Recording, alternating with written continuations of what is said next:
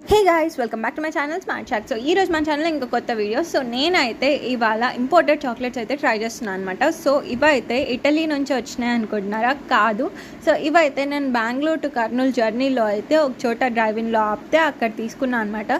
So cost వచ్చేసి 450 rupees. సరే, ఎందుకు ఇంత ప్రైస్ తీసుకున్నా అని మీరు అనుకోవచ్చు, కానీ ఒక్కసారి ట్రై చేసి చూద్దామని అనిపించింది. సో నంబర్ 1 ఇన్ ఇటలీ అన్నారు కాబట్టి సరే ఎట్లుంటుందో అని కొన్నా అనమాట. ఇది 250 గ్రామ్స్ ప్యాకెట్ అనమాట. సో దీంట్లో అయితే ఓపెన్ చేసి చూస్తే చిన్న చిన్న క్యూబ్స్ మాదిరిగా ఉన్నాయన్నమాట, చిన్న చిన్న టైనీ క్యూబ్స్.